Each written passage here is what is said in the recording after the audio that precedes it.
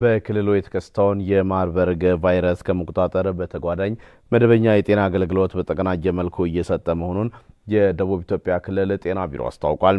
በክልሉ ስር በሁሉም መዋቅሮች መደበኛ የጤና አገልግሎት በመናበብ እየተሰራ መሆኑንም ነው ቢሮው ያስታውቀው። ተመስገን አበራ ከጂንካ ቅርንጫፍ ዝርዝር አለው። ከተከሰተው ወቅታዊ የማርበርግ ቫይረስ በሽታ መከላከልና መቆጣጠር ተግባር ውጪ መደበኛ የጤና አገልግሎቶች በክልሉ በተደራጀና በተጠናከረ መልኩ እየተሰጠ መሆኑን የደቡብ ኢትዮጵያ ክልል ጤና ቢሮ ኃላፊ አቶ እንዳሻው ሽብሩ ገልጸዋል።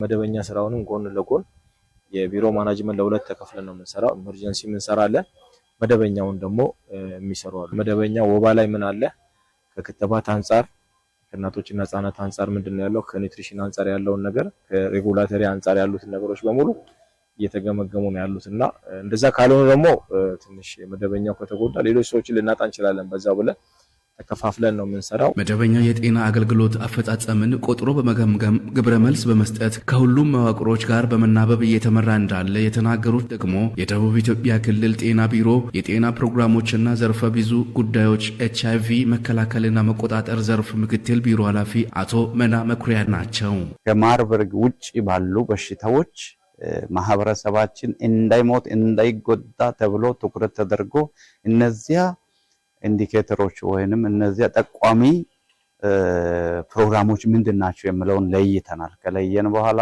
እነዚያን ወደ ታች ኦሪየንቴሽን ለታችኛው መዋቅርም ጭምር በዛ ልክ የተሰጠበት ሁኔታ አለ። በተሰጠው ልዩ ትኩረት በመደበኛ የጤና አገልግሎቶች ውጤት መመዝገቡንም አቶ መና ገልጸዋል።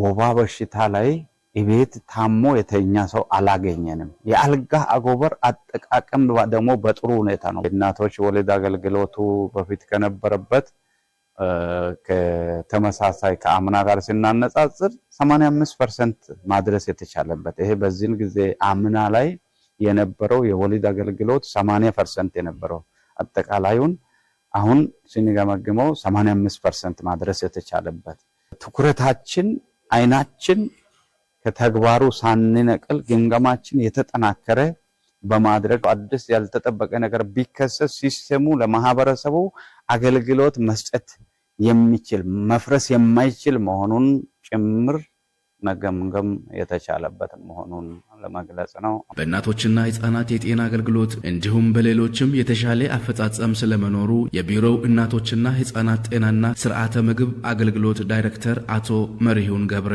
ተናግረዋል።